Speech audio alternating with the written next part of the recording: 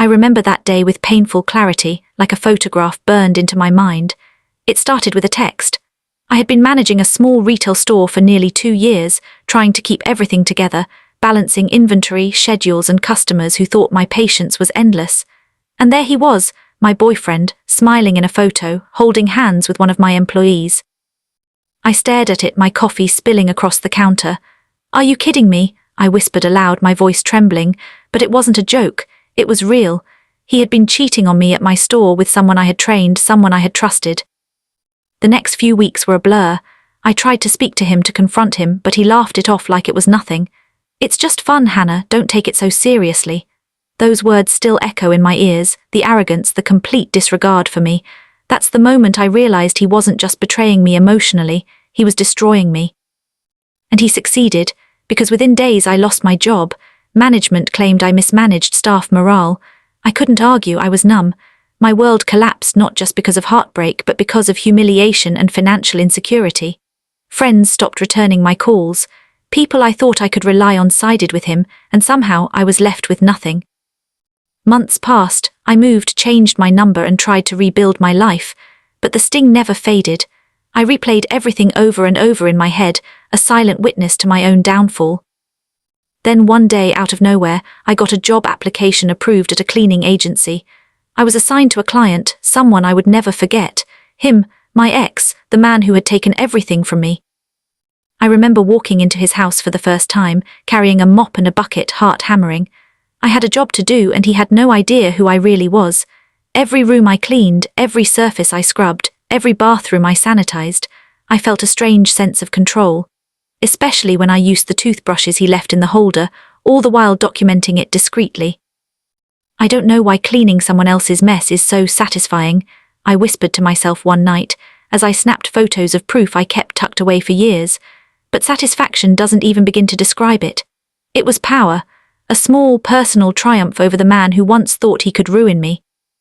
The tension built slowly, like a storm on the horizon. I smiled politely, nodded when he bragged about his life, listened to every word. And all the while I kept my secret close. One wrong move, one suspicious glance, and the truth could blow my cover, but I knew exactly what I wanted to do with that proof when the time came. Looking back now, I realize it wasn't just about revenge. It was about reclaiming myself. It was about showing myself that no one, not even someone who stole my heart and my livelihood, could hold power over me anymore. And that's when the real plan started to take shape. I had a plan, and it was more personal than anything he could imagine. Every brush stroke, every scrub, every hidden camera angle I set up was just the beginning. The question wasn't if he would face the consequences, it was how. Walking into his house that first week, I felt the weight of every memory we had shared, the dinners, the late-night talks, the promises he had broken. But now I was armed with something far more potent than tears: knowledge, access, and meticulous planning. He had no idea, not a clue, that the woman scrubbing his kitchen counters, wiping down his mirrors, and polishing his floors was the same Hannah he had humiliated years ago. And every time he casually mentioned his busy schedule or bragged about his life, I could feel the tension building inside me, a silent storm.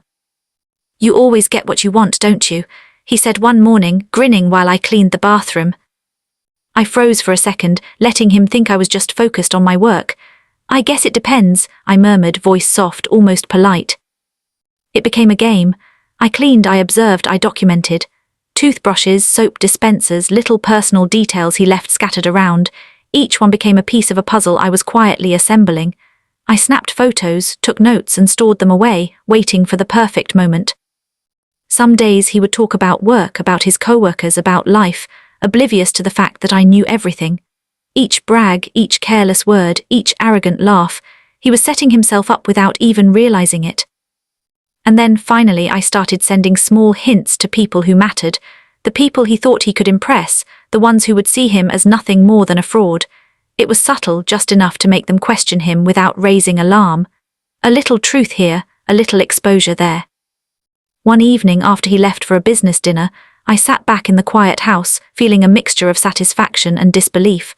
I had waited years for this moment. Every ounce of betrayal, every sleepless night, every lost opportunity, they were all fueling me. I whispered to myself almost incredulously, "You thought you ruined me, but I'm the one holding the pen now. The tension escalated as I realized the power of what I had collected. I could have exposed him in a way that would leave no room for denial, but the beauty was in the slow reveal. He would never see it coming. By the time I was done, the game was set. I had him exactly where I wanted him, under my radar, completely unsuspecting. And I had proof, a tangible, undeniable record of his lies, his arrogance, and his thoughtless betrayals. It wasn't just about revenge anymore. It was about closure, about reclaiming my dignity. And when the day came that I finally shared what I had documented, the fallout would be total and inevitable. Walking into his house that first week, I felt a strange mix of nostalgia and anger, like a wound I thought had healed had been ripped open again. Every corner of the place reminded me of the life I once shared with him, or at least the illusion of it. The dinners, the late-night talks, the promises he had made and broken, they all echoed in my head as I quietly carried my mop and bucket across the hardwood floors.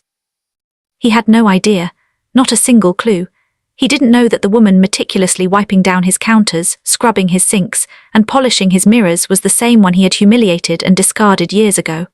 And every careless laugh, every casual remark about his busy schedule, or the way he thought he had the world under control, made a small, satisfied fire burn inside me. "You always get what you want, don't you?" he said one morning while I was cleaning the bathroom. He leaned lazily against the doorframe, smirking as if he already knew the world was his playground. I froze, my fingers gripping the handle of the brush a little tighter than necessary. Then I smiled softly, letting my eyes glance down at the sink as I murmured, "I guess it depends." It became a rhythm, almost hypnotic. I cleaned, I observed, I documented. Toothbrushes left haphazardly in the holder, soap stains on the counter, little personal details he never thought anyone noticed. They became pieces of the puzzle I was quietly assembling. Photos, notes, timestamps, every minor detail carefully catalogued. I was patient because patience was power. Some days he would talk endlessly about work, about colleagues he thought were impressed by him, projects he thought made him look competent, decisions he thought were clever. All of it became fuel. I listened, nodded politely, and stored every word away.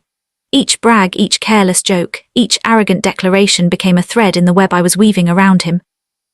I started dropping small, subtle hints to people outside his immediate sphere, friends, colleagues, anyone who might notice a discrepancy if framed correctly. I wasn't reckless. I wasn't trying to humiliate him yet. That part was coming.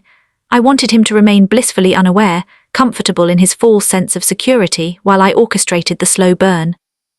One evening after he left for a business dinner, I sat on the living room floor with a cup of tea, photos spread out before me like a tactical map. Toothbrushes, sink stains, receipts, little forgotten items, everything catalogued meticulously. I ran my fingers across the images, imagining the moment when it would all come together. Every ounce of betrayal, every sleepless night, every lost opportunity, I poured it into this quiet, exacting act. I whispered to myself almost incredulously, "You thought you ruined me, but I'm the one holding the pen now." The longer I worked in his house, the more I realized it wasn't just about revenge, it was about reclaiming myself. I noticed the arrogance in his posture, the way he flinched when I cleaned certain surfaces with more care than necessary, the subtle looks he gave when I commented casually on trivial things. He never connected the dots, and that was beautiful. There were nights when I felt conflicted, scrubbing the very floors he walked on, using his toothbrushes in a controlled act of quiet vengeance, sometimes made my stomach churn. Was I letting anger control me? Was this really me, or a shadow of the woman I had been when he broke me? But then I reminded myself of the years I had lost, the job, the friends, the dignity.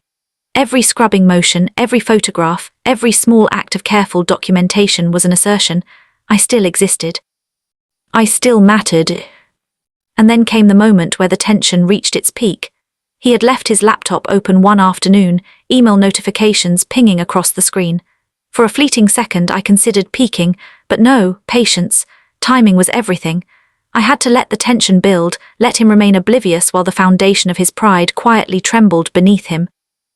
By the time I had finished cataloguing everything for the week, I realized something profound.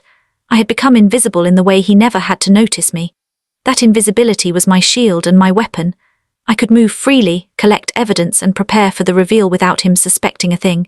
Every arrogant grin he flashed, every careless brag, every snide remark about life and people who had fallen behind. It was all mine to record, analyze, and one day expose. I wasn't reckless, but I was deliberate. I took pride in the fact that I could sit across from him, listen to him talk about how great his life was, and know exactly how fragile that image really was. And when the day came that I would finally show him that all the time, trust and life he thought he had control over was under my watchful eye, the impact would be total. Because this wasn't just revenge, this was personal justice. This was reclaiming a part of myself that he had thought he could erase. And when the storm finally hit, oh, it would hit, and he would realize too late that the woman he thought he had destroyed was the one quietly orchestrating his downfall. That's when the real question emerged. Could I watch it all unfold and still remain myself, or would the satisfaction I felt be tainted by the very darkness I had embraced to survive? He was blind, confident, and careless, exactly the way I needed him. But the exposure was coming, and when it did, nothing would ever be the same. The fallout would test my resolve, my morality, and my very identity. And there would be consequences I could never fully anticipate. The day it started to unravel, I could feel it in the air, like the quiet before a thunderstorm. He didn't notice me at first, of course. That had always been my advantage. The woman he thought he could dismiss, the one who once stood by him through every lie, was now invisible, meticulously observing every word, every gesture. I had chosen my moments carefully. Years of betrayal and humiliation had taught me patience, but the thrill, the quiet, simmering satisfaction, built every time I knew I had the upper hand. That morning he had left his laptop open, his emails clearly visible on the screen. Normally I wouldn't interfere directly, but today felt different. There was a small message, a casual brag to someone about how easily he had managed the store issues, about how I had supposedly failed as a manager.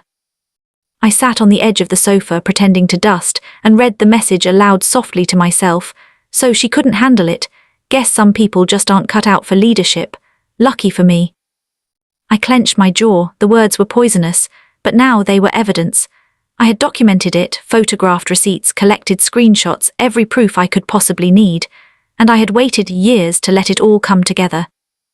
When the first subtle hint went out to someone who mattered, someone who knew both of us, the reactions were almost immediate. A raised eyebrow here, a whispered conversation there. I watched, almost breathless, as the first cracks started to appear in his carefully constructed world.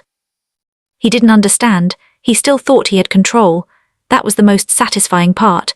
His arrogance blinded him to the storm building quietly around him.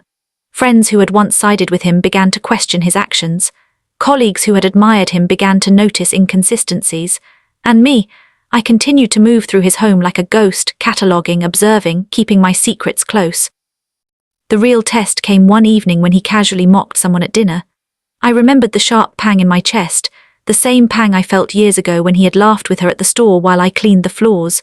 But now I had a choice. I could step back, let it simmer, or accelerate, and I chose to accelerate.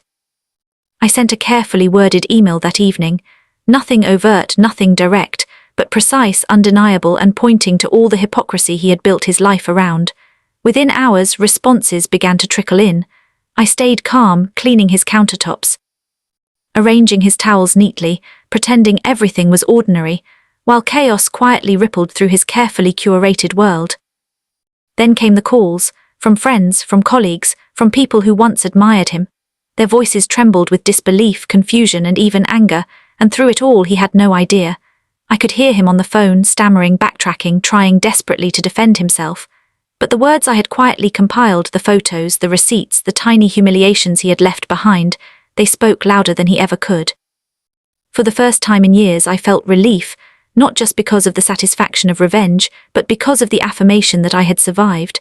I had endured the humiliation, the heartbreak, the professional and personal loss, and now, finally, I had power, real, tangible power. But the fallout wasn't just his. The deeper, more complicated truth revealed itself in my own reflection. As I watched him unravel as the chaos spread, I realized that revenge carries a weight. I had expected satisfaction, maybe even vindication, but the truth was more complex. Watching him struggle with the consequences of his actions, seeing the arrogance stripped away piece by piece, stirred emotions I hadn't anticipated: bitterness, triumph, guilt, and a strange, bittersweet relief. I found myself questioning, was this the same woman I was before all of this? Or had I become someone entirely different, someone shaped by betrayal, loss, and meticulous planning? And yet, I knew I wouldn't change a thing. Every scrubbing, every photo, every secret I had kept, it had led me here, to the moment where my dignity finally felt restored. By the end of that week, the fallout was undeniable. He was flustered, isolated, struggling to maintain the life he had flaunted so arrogantly. And me, I was quiet, unseen, yet deeply satisfied. I had done what I needed to do, not just for revenge, but for myself. Sitting alone that night, I whispered, almost as a warning to myself, "You can take everything from me, but you cannot take my power, not anymore." And in that whisper I felt it, the finality of the storm. The reckoning was coming, and this time it was complete. He had been blind, careless, and arrogant, but soon he would see exactly who I had become, and the reckoning would reveal the full extent of my quiet power. But in that moment, as the dust settled and emotions churned, I realized that sometimes justice comes with its own cost. The day it finally came, I knew it the moment I stepped into his house that morning. Everything felt charged, electric, like the air was holding its breath. I moved through the rooms, quietly cataloguing the space one last time, but this time I wasn't just observing, I was preparing. Every small detail, every imperfection, every careless habit he had left behind over the years had been noted, photographed, and saved. He was downstairs, packing the living room in the way I remembered, arrogant, overconfident, completely blind to what was coming. I could hear him muttering to himself about meetings, deadlines, and how efficiently he ran his life. That arrogance, that complete obliviousness, it had always been infuriating. But now it was the perfect setting for the reckoning. When he finally came upstairs, he didn't notice me at first. I was sitting quietly at the edge of the guest bedroom, cataloguing the last batch of photos on my phone. He grinned at me, a casual, careless grin, the same one that had once convinced me he was harmless, charming, untouchable. "You've been busy, huh?" he said, nodding toward the cleaning supplies. "Looks like everything's spotless." I smiled politely. "I take pride in my work," I replied softly, letting the words hang in the air. And then I began. It started subtly. A message here and there quietly sent to people he had bragged about, people he had deceived, people who had once admired him without question. I didn't attack, I simply presented facts. Proof, evidence, meticulous documentation of his arrogance, his betrayal, and the careless lies he had spun so effortlessly. Within hours the ripple effect began. Calls, messages, whispers, and emails poured in. I could hear it, the first cracks forming in the life he thought was unshakable. Friends and colleagues questioned him, partners doubted him, and he had no idea why, no clue that the woman he had hurt, humiliated, and discarded was orchestrating it all from the shadows. When he confronted me, finally, I met his gaze steadily. "Hannah, what is this?" he asked, his voice tight, uncertain, trembling slightly. His arrogance was gone, the mask had slipped. I let out a small, controlled breath. "This is exactly what you built years ago, except this time I'm the one holding the pieces." He looked at me like I had grown into someone he couldn't recognize, someone stronger, more deliberate, more dangerous than the girl he had betrayed. And I had. I had spent years planning, watching, collecting proof, waiting for the perfect moment. And now it had arrived. I saw it in his eyes, the realization that he could no longer control the narrative, that he was powerless against someone he had thought was beneath him. He had taken everything from me once, my job, my trust, my heart, but he had never counted on the patience, the quiet cunning, and the inner strength that betrayal had forced me to develop. I showed him the proof, the photos, the messages, the small indiscretions that he had thought no one noticed. I didn't gloat. I didn't shout. I simply laid it out, calmly, methodically, like a teacher revealing the answer to a problem he had refused to solve. His face paled. Words stumbled over themselves in his mouth.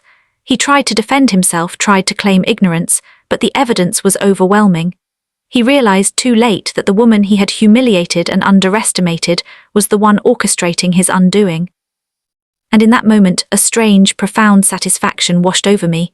Not cruelty, not bitterness, but empowerment. I had reclaimed my life, my dignity, my power. I had survived betrayal, humiliation, and loss, and I had turned it all into a quiet, deliberate reckoning. There was a long silence after that. I watched him struggle with the reality he had ignored for so long. I could see the arrogance stripped away, layer by layer, leaving only a man who had underestimated the woman he had wronged. And in that silence I felt something I hadn't expected. Closure. Real, deep, satisfying closure.